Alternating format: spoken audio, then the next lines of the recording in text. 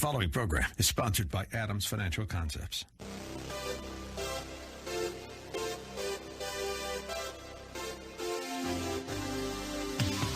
Welcome to About Money, a different approach to investing you won't hear anywhere else.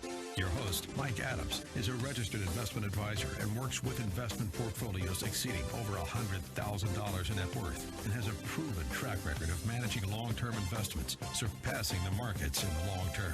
The information shared in the following program is for educational purposes only, and any investment advice given may not be suitable for all investors. And now, here's Mike. And it's Saturday, and we're going to be talking about money. The answer about money. KLFE, the answer. So, there are a few classic books on investing. Security Analysis was written by Benjamin Graham, first published, I think, in the 1930s. Peter Lynch wrote a book called One Up on Wall Street, a classic. The Warren Buffett Way came out in the 80s, another classic book. John Train wrote a book called The Money Masters, where he talked about very, very extraordinary money managers who achieved extraordinary results. Common Stocks and Uncommon Profits by Philip Fisher, book published in 1958, still applicable today, still worthwhile. So when I first licensed in 1986, as a mathematician, I wanted to find out who managed money well. And I set a criteria. Who could achieve 20% per year for 25 years? That would turn $10,000 at the beginning into $1 million after 25 years. That was my criteria. I didn't know if it would be 100 people, 1,000 people, or no one. So I began to do research because I wanted to build my portfolios for clients. And I found actually there were a very few people that could produce 20% per year for 25 years. Warren Buffett, very well known, you know. John Templeton did it.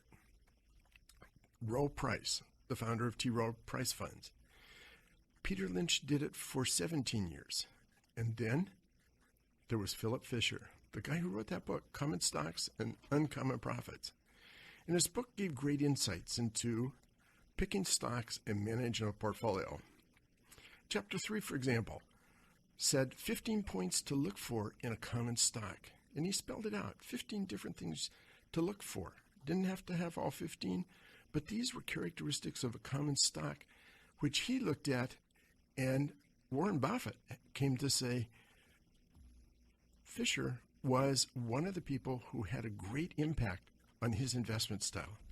Chapter 4 is about what to buy. Apply it to your own needs. And I love this chapter because it applies. He says the overwhelming majority of investors may not have the time, inclination, or ability to uncover outstanding investments and actually do the investor's work so specialized and intricate.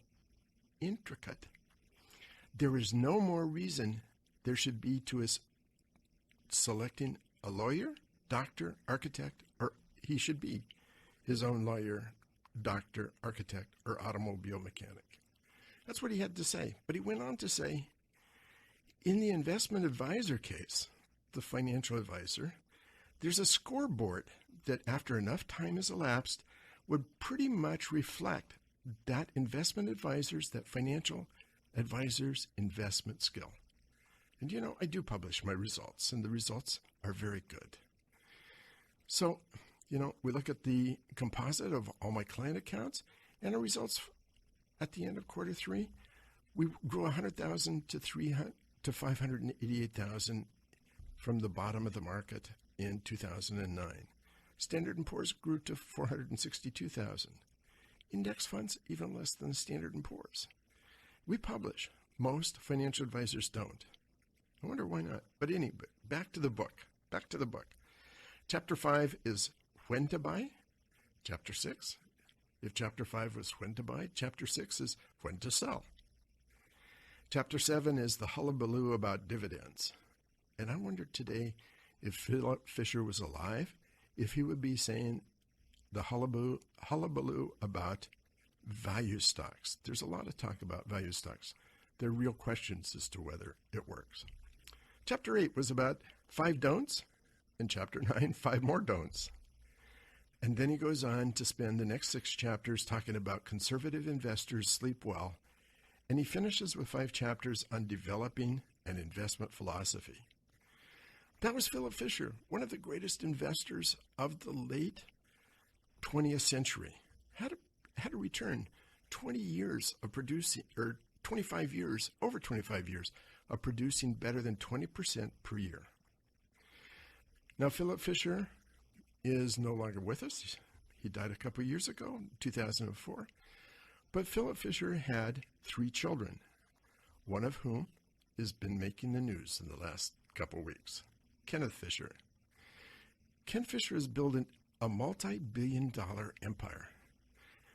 And surprisingly, it's based right here in Washington State, in Camas, right here, Clark County. Ken Fisher himself is now worth $3.8 billion.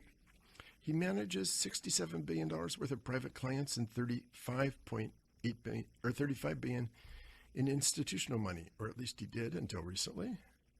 Has an empire that's 35 employees, but he's the one in the news. Tiburon is a conference.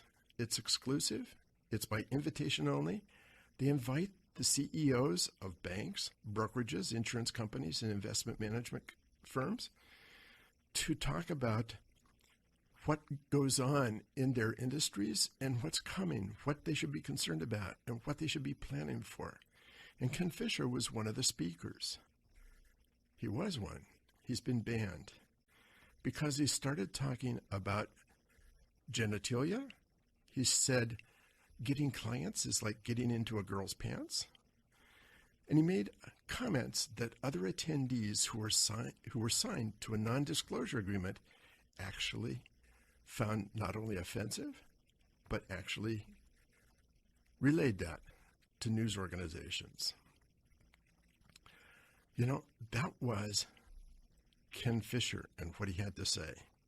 And the net effect of that is that at first he didn't think he said anything wrong, but clients have been pulling money out. Billions of dollars have been leaving the Fisher organization. So what is Fisher Investments?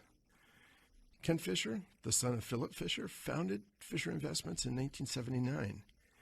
And in a rambling house south of San Francisco, according to Bloomberg, it's a house that has worn carpets, musty smells, poor installation, and mostly young male cold callers. And they have a single mission, and that's high-pressure selling. Fisher's way is the only way in that house, and that is the message and the focus. He's really a marketing machine, Ken Fisher is. He claims to be a brilliant stock picker. And we'll get back to that in a minute. We'll come back to that. His father was, no question. His father had the track record. It was there for all to see. But while that's the claim, what really is happening with Fisher Investments is he's written a dozen books. He sends out tens of millions of marketing flyers. I get a flyer at least once a month, maybe a couple a month from Fisher Investments. He doesn't know me from Adam, but that's okay. I've met him a couple times. And those are augmented with cold calls to follow up on the leads. Bloomberg actually interviewed some of the current and former employees of Fisher Investments. They found they related they're under severe pressure to reel in and keep customers. There's fear that's ever present in the organization. They have vague targets, and they even get in trouble if they question the firm's methods or objectives. They sometimes get dinged if they fail to respond quickly enough to a manager's email. They stick, and they must stick to a very rigid schedule, and they have to make hundreds of calls a day. Now, when I got into the business way back when, 1986, the way for stockbrokers, and that's what we were called in those days, before we became financial advisors, we were stockbrokers. That's the way I started my business, is by cold calling. And making 100 calls a day is a feat. I was pretty good at doing that. And there were a number of days in which I could make 100 phone calls. But the pressure to do that is very extreme.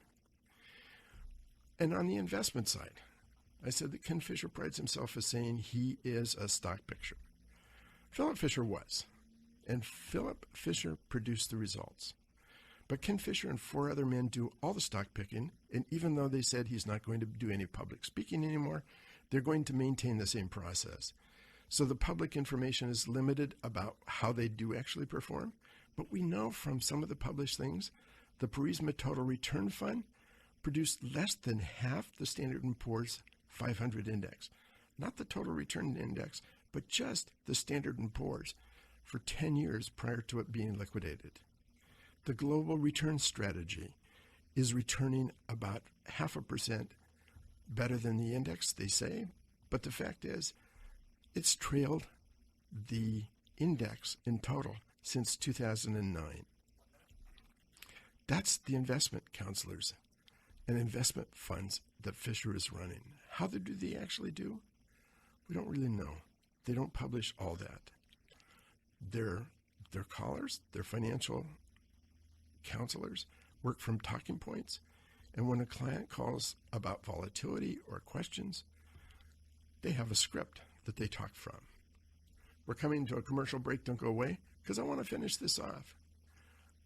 This is, in my industry, very big news. So we're going to be talking about my industry all day today, with the exception of a little brown break.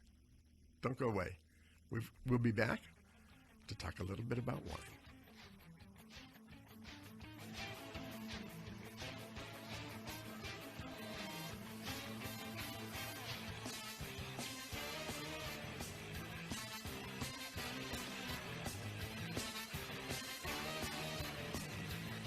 More about money coming up with Mike Adams on AM 1590, The Answer. For more information, click on adamsfinancialconcepts.com.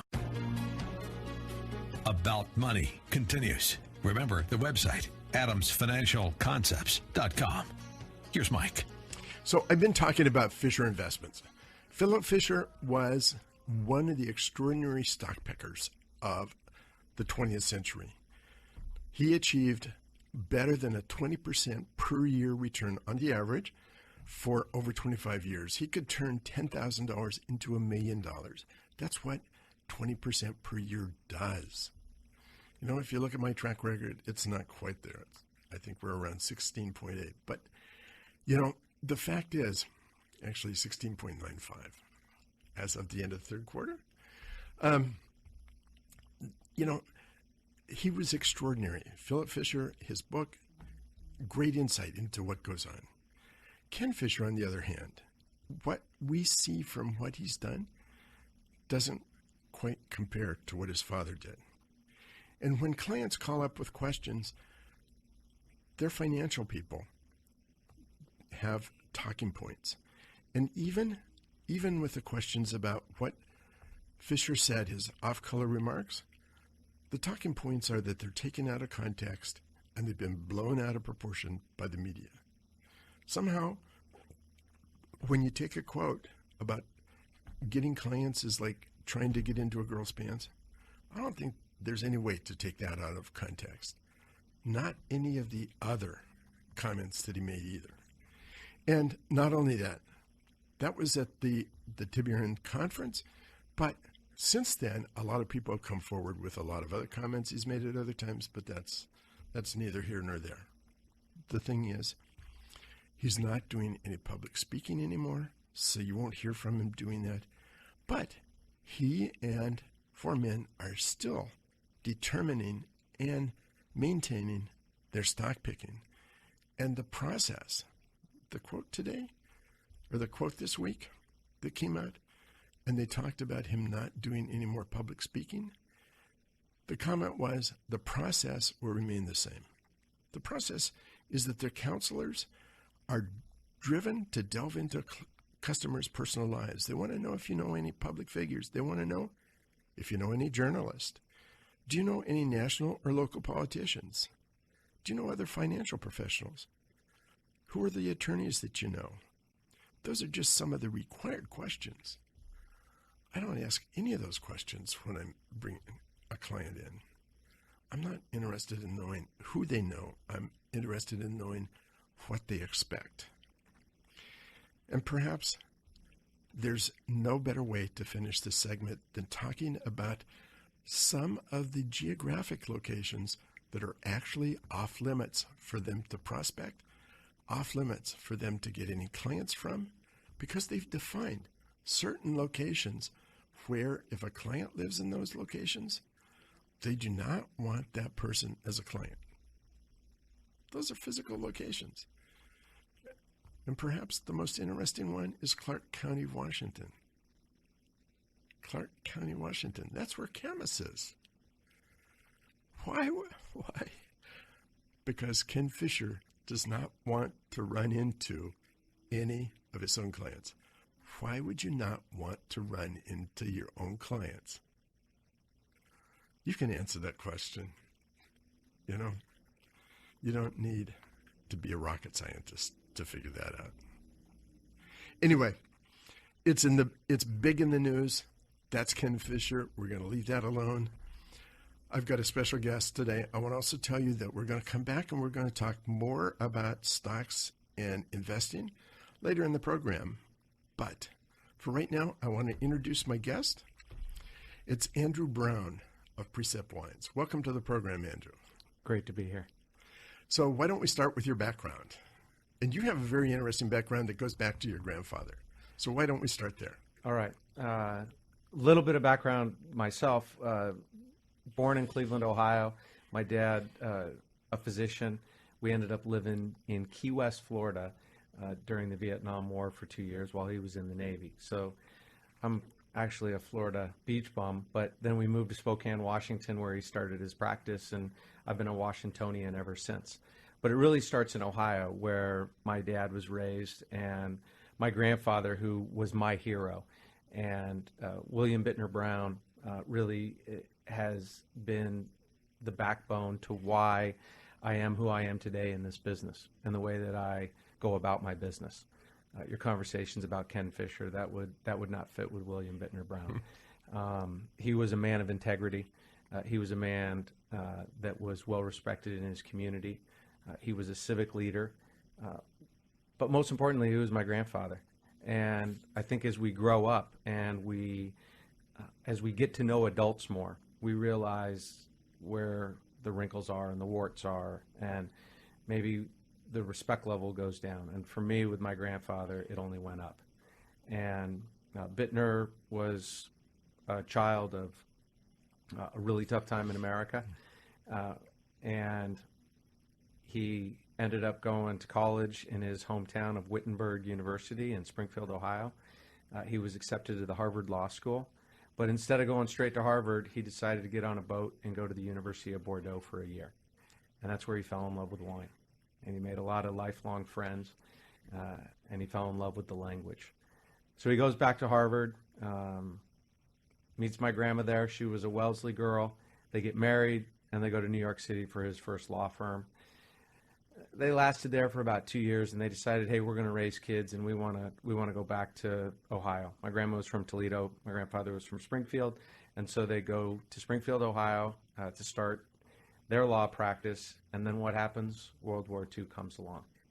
Now, my grandfather's law firm in New York City was run by a gentleman named William Donovan, or Wild Bill Donovan, who was appointed by President Roosevelt to head up the OSS.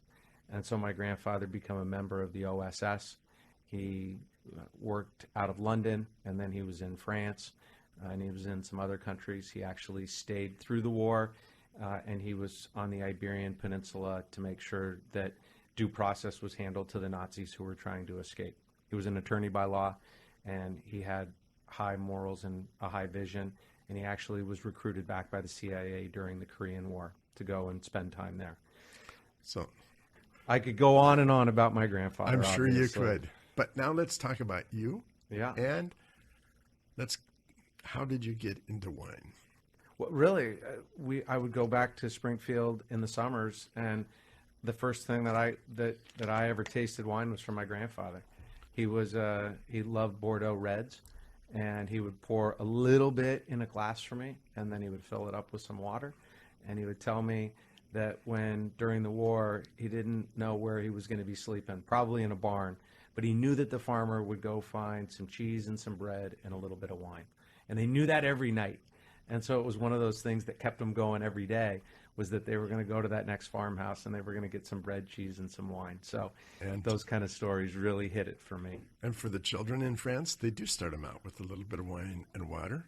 And as they get older, they increase the wine and reduce the And water. less water. That's right. And so he did that with me. And my grandfather was a lawyer. My dad was a doctor. I grew up in Spokane, Washington. It wasn't about wine growing up, but for some reason it stuck there. And so after I graduated from the University of Washington and I started my first job down in San Diego because I left and went down to California, and I was selling mobile phones, the big old brick phones, and I sold them to a wine and spirits distributor. Next day they called me and said, "You did a good job. You want to come work for us?" And, you know, it sounded like a great job. I was from a fraternity. I didn't mind a couple drinks here and then. And it kind of stuck to me. And I think that's probably where my grandfather's story really comes through, is that I thought I was just going to go do this as a job, and now it's become a lifestyle and it's become a lifelong pursuit. And I think those inklings for the way he triggered it for me and made it so positive gave me that passion that has exploded for me over the last, wow, how long have I been doing this? Almost 30 years in the wine business. So let's talk about Precept wines. Tell us about Precept. Yeah, Precept is, I always call it 2.0 or 3.0. We all have different chapters in our careers, and this was a chapter for me of being able to take previous businesses that I'd been a part of. I'd actually run a company, and then we'd sold that business, and I became a vice president at a really large company. And it was one of those opportunities 20 years ago for me to say, how would I do it? How would I do it differently? How would I do it now and be able to start from scratch? And that's really where Precept started, was from scratch. We were a negociant winery, we were buying bulk wine, and we were making brands that had never existed before. From that point 20 years ago, my partner and I were able to really put a strategy and a plan together. There's over 5,000 acres in the portfolio. We've got a lot of wineries.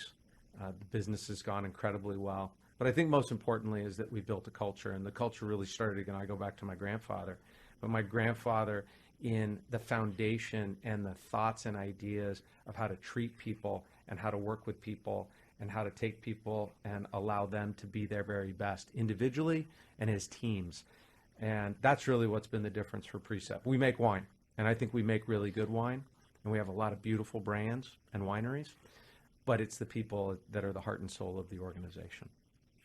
So one of those wines I have been drinking at the baseball games because I have tickets to the Diamond Club, and the wine that is served, the Cabernet, is the brown Cabernet. Love it. That's my family winery. That is. Yes. That is something that in the 22 years I've had the Diamond Club tickets, it is the best general wine that they serve that's been in there in 22 years. Well, I think a lot of people make a lot of great wine, especially in Washington State and in Oregon and in the Northwest. I think we do well. I'm proud of our wines. I'm proud of our winemakers and everybody. But there's a lot of great wine in these states, and I'm so passionate about what we're doing locally. But thank you for those words, because we really appreciate it. It makes us, work a little bit harder and try to keep that attitude and that smile on your face for making good wine. So we're coming to a commercial break. I'll just leave you with this. I heard a speaker the other day that said even people that drink really good wine, when they go to a bar mitzvah, they'll drink the wine of Rotgut wine. That's been the Diamond Club, but now that's changed. We'll be right back after this commercial break. Don't go away. We've got more to talk about.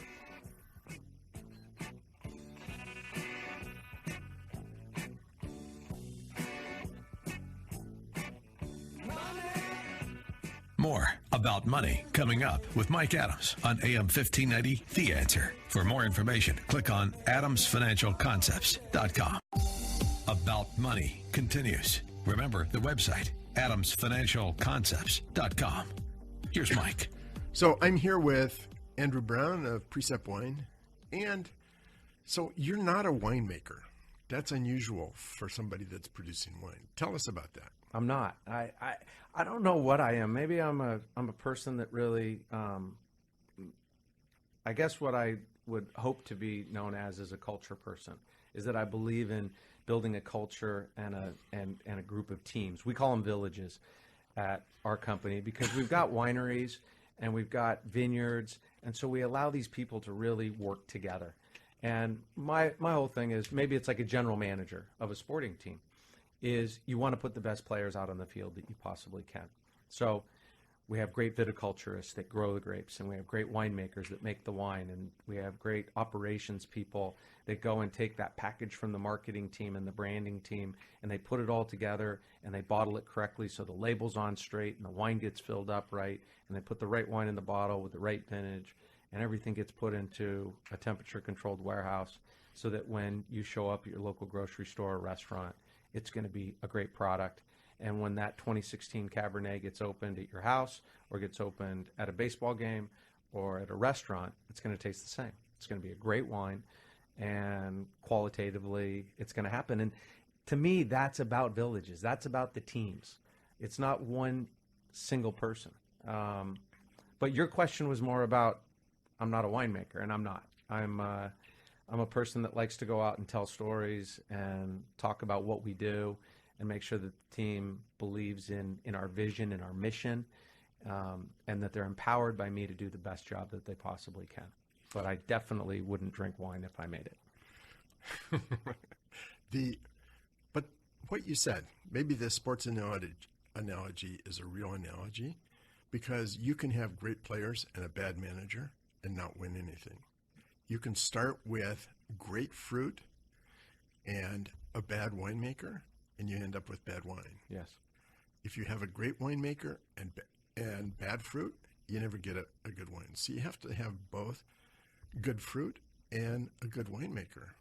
And you seem to have done that. You seem to have picked the team. Yeah, it's all the way across the board. And I will tell you, every person in our organization is valued on an equal scale.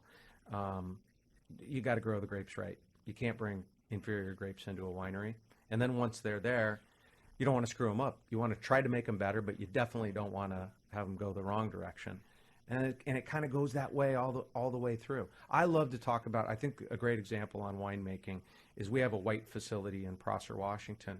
And when let's take Riesling. When Riesling gets to our winery and we press it off, it has a zero oxygen barrier within 45 minutes. It's never going to see oxygen again.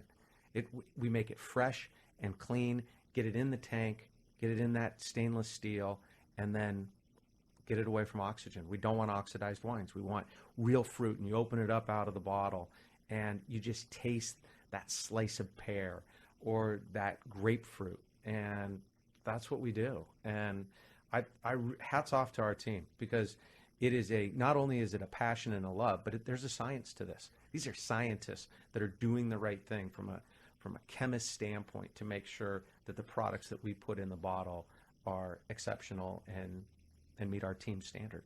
But it's also an art. Yeah. I can remember being in Napa one time at, was it Maryville? I can't remember. Yeah, great winery, Maryville. Yeah. So they gave us Cabernet Sauvignon, Cabernet Franc, and Merlot to mix those and try to make a nice wine. No matter how I mixed them, it was a horrible wine. It was nothing like the real Maryville wine at all. So well, it's right. an art. And that's why winemakers are so specialized, and a lot of them. A certain winemaker will make Pinot Noirs, or one will be known for Bordeaux blends, or somebody will be really known for making whites, like a Chardonnay producer. You're right; they're artists, and the blending is there. And that's what's so wonderful about wine. One is it's a treasure hunt every day. If you like Pinot Noirs, you can go to a retailer and you can see 200 different Pinot Noirs. And then when you start matching them up to food and everything, you see those nuances and why it's so distinct from vintage to vintage, from winery to winery, from vineyard to vineyard. And I think that's what puts wine in a very special place from a consumption standpoint. So I want to ask one question just about the wine industry in general. What we've seen is wine sales have kind of leveled off for now. They have. So what happens from here? Well, I think we need to understand that from an adult consumption, so we're talking about people over the age of 21 in the United States, is that they have a number of different avenues they can go to get that added feeling that they want for the day. And I think marijuana and other things that have come into the conversation do change people's habits. And so if you're gonna, where you used to drink 3 glasses of wine, maybe you're having a really nice glass of wine, but you're also taking a gummy before you go to sleep, or when you get home after work. And those are real conversations. Wine's very healthy, and I think the people that are consuming wine are passionate about it, and it's good. But as everything evolves, like other businesses and everything, you have to be very aware of things that, do you call it a challenge, an opportunity? The fact is that the government and stuff with marijuana it's a real variance to what's happened with adult beverage in the past. So let's finish by talking about your specific wines. Give us some examples of the wines which you sell and where you can find them. Yeah, I mean, what's really fortunate about Precept is we've had the opportunity from acquisitions and from development to have a wonderful portfolio from Gruet sparkling wines in New Mexico, through Oregon, Idaho, and Washington. Different price points. We have wine in a can, house wine, which you can buy for $4.99, and it tastes great, and it's a great value. And for a half a bottle of wine, you pay $5, and you get exceptional wine, all the way up to our brown tasting room in Walla Walla, or down here on First Avenue, right by Il Terrazzo Carmine, and you can get a bottle of Bittner that is $75+. And so we really we run the gamut of all those things. But some of the heritage wineries, outside of talking about Brown and Gruet, Waterbrook in Walla Walla, Canoe Ridge, which is in Walla Walla, those are extremely well-known brands locally. And then in the Northwest, St. Chapelle in Idaho, which is one of the truly original wineries in the Northwest, Sawtooth from Idaho. We've just got a wonderful portfolio, and we're able to find wines distinctly for different consumers, whether it's an age demographic or whether it's a taste profile or a price point, or, I really like Pinot Noirs from Oregon or the Willamette Valley. We've got those. And some really pretty ones. We're opening a tasting room next week in downtown Portland, and the Battle Creek Winery. And we have one of the true rock star winemakers. Sarah has been with us for about 6 or 7 years, and we finally get to showcase her in a downtown Portland setting where she gets to show all her wares and just do it in such an incredible way. And that's probably one of the things that's interesting about where everything's evolving, is that we are extremely excited about experiences, and we think consumers, as they grow, they're looking for more experiences. They're not looking for less. They have more time to be able to do things personally. And so when they go and have an experience, it needs to be exceptional. And so we're doubling down on tasting rooms and opening places that you wouldn't normally see them, like in downtown Portland instead of the Willamette Valley, or downtown Seattle instead of Woodinville or Walla Walla. People are coming here, people are coming on cruises, or they want to bring their friends downtown. And to have that experience, to be able to go into wineries and learn stories and taste wine, we think is very valuable moving forward. And experience is probably one of the key words that we're honed in on of what the consumer wants. Got to make them happy. Got to make them happy. That's right. Thanks, Andrew. A great story, a great wine. So do check the grocery store, check your wine shop. Do try some of the wines. Thanks, some Mike. are very, very good. Appreciate it. So anyway, I started the program talking about Ken Fisher. And yeah, there's a lot going on in the financial world. We're going to talk about some of that. Financial planning now is 50 years old. 50 years ago this year, it started with a couple guys, and now everyone does it, even robo-advisors.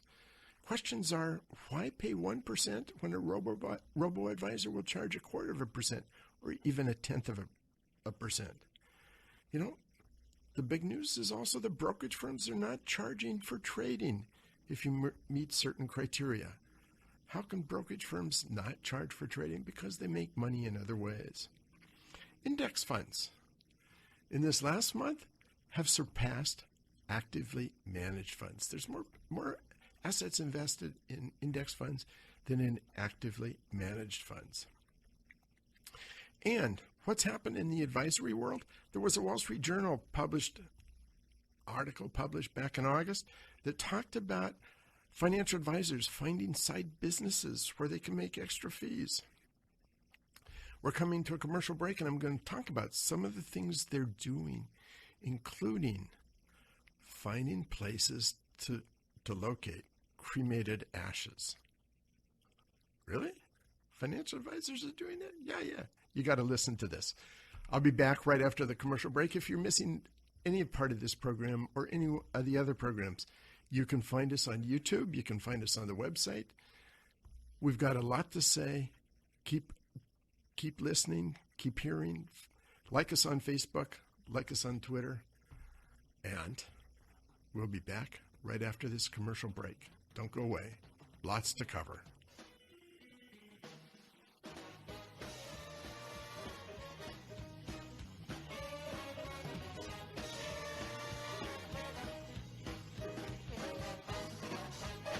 More about money coming up with Mike Adams on AM 1590, The Answer. For more information, click on adamsfinancialconcepts.com. About Money continues. Remember the website, adamsfinancialconcepts.com. Here's Mike. So lots going on in my industry. Some of the things that you should hear about, some know about. Got to tell you, this Wall Street Journal story that I mentioned, August 23rd of this year, talked about Roger Hobby, a Harvard Business School graduate, and executive vice president at Fidelity. He agreed to figure out for a Fidelity client how to divide the remains of parents of a client. What do you do with the cremated remains of a client? How do you split the cremated ashes between family vacation home and burial plot? That's what he did. He got fees for that. How about college counseling help? It's in the news, Morgan Stanley listed Rick Singer as one of the resources financial advisors at Morgan Stanley could use to help in college counseling. So if you have children that need help in college counseling, Morgan Stanley was recommending Rick Singer. That's the guy behind the National College admissions cheating scandal. He got students in that went to school with coaches that claimed that they were on their teams. He hired people to take SAT tests for students instead of the student taking it themselves. Did all sorts of things. That was somebody that Morgan Stanley was recommending for their advisors to help their clients on college counseling. Some advisors are moving assets to hide them now, so that when colleges do the financial aid application, advisors are now finding places to put assets so that the college age application looks like the parents don't have as many assets as they do. There's one advisor in Boulder, Colorado, who went so far as to find operators of an indoor marijuana growing facility so they could introduce the son of one of her clients to an indoor growing facility. Those are the kind of things that are going on because fees are getting compressed. Fees are coming down. All of it is to either justify additional fees or justify the fees that are being charged. Wouldn't it make more sense just to deliver very, very good results? Maybe that's why there's an investment news article from June that says 85% of advisors are now using model portfolios. Why were they using model portfolios? Because that meant that they could leverage investment management experts, people who knew how to manage funds. In other words, find someone who is better at stock picking than they are. Also, 47% said it allowed them to focus on client building and retention. Client building and retention? What that meant is they could shuffle off and outsource the management of client funds so that they could go out and find more clients. That was the focus, to find more money, gather assets. They hoped that the money managers could show good returns, but that wasn't the important point. The important point was to give them the time off so they could go out. And also, the other thing, 37% said it better addressed compliance and regulations. In other words, what they were really saying is if something goes wrong, they can blame someone else. 78% of those that were surveyed said that clients care more about financial planning and service and support than how well your investments do. Is it any wonder that when Cerulli looks at how clients performed, how financial advisors performed, they found miserable results? Jackson National Life did a survey of financial advisors and found that 75%, now this goes back a few years ago to 2012. It's the latest information I have, but I think it's indicative even today. 2012, they found that 75% of financial advisors in their survey said that they produced results that outperformed the Standard & Poor's 500. Now, if that was really true, 75%? If you're in a auditorium and you ask how many people are better than average drivers, 75% of the people will raise their hands. I will raise my hand. I don't know if I'm better than average or not, but I would sure raise my hand. 75% of financial advisors raise their hand.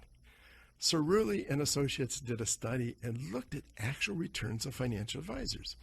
And while the Standard & Poor's for the years 2010 and 2011, the Standard & Poor's was up 17% total for those 2 years. Financial advisors were up 4% total for those 2 years. 17% versus 4% and 75% felt that they outperformed the Standard & Poor's. We had a very good time in 2010, 2011. We were up 27%, but that was unusual. We wouldn't normally be up that much. Better than 17%, but not 27%. But so 51% believe that their clients expressly paid for customized solutions for their portfolios. Look at this.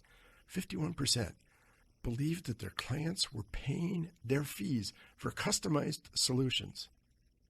But 85% are using model portfolios? Wait a minute. Models?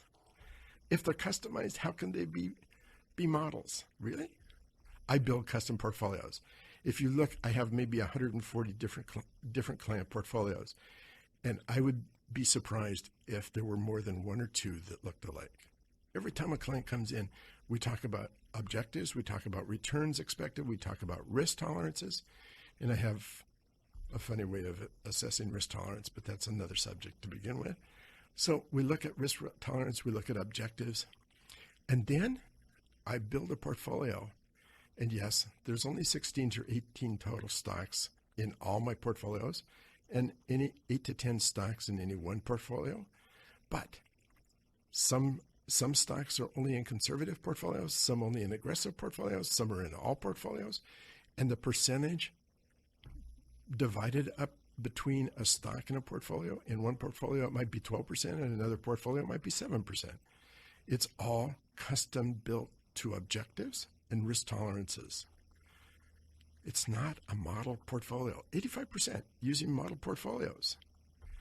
And 46% believes that modern portfolios, even though they're using model portfolios, 46% believe that model portfolios are not as effective in down markets. They're not as effective in down markets, but they're using them anyway. And 35% of those financial advisors, this is one that I thought was a great question, 35% believe that their clients view them as lazy. Now, why would that be? Why would that be? They're using a model portfolio. They're spending their time going out and talking to other prospects to get the money in, and they're leaving the money management to a model portfolio. And somebody would think that they're lazy? Nah, really? No. Actually, I don't believe they're lazy either. I think their focus is on bringing in more money to create more fees.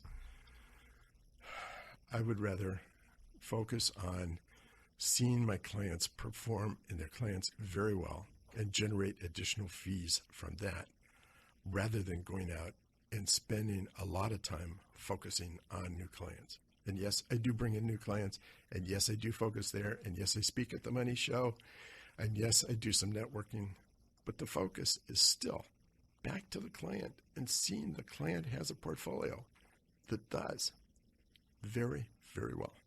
That's where I am. That's what I want to see. I don't use a model portfolio, not at all.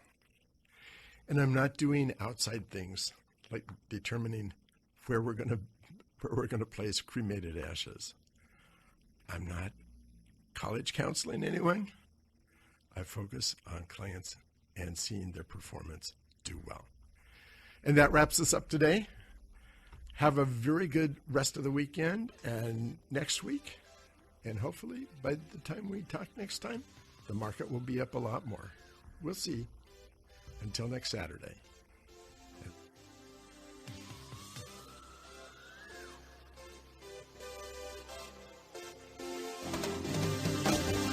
You've been listening to About Money with Mike Adams, a registered investment advisor. If you'd like more information about what you heard today, or about Mike's investment philosophy and strategy, or if you'd like Mike to evaluate your own portfolio, click on adamsfinancialconcepts.com. That's adamsfinancialconcepts.com. The information shared in the preceding program was for educational purposes only, and any investment advice given may not be suitable for all investors. Join us again next Saturday at noon for more About Money with Mike Adams here on AM 1590. The Answer. The preceding program was sponsored by Adams Financial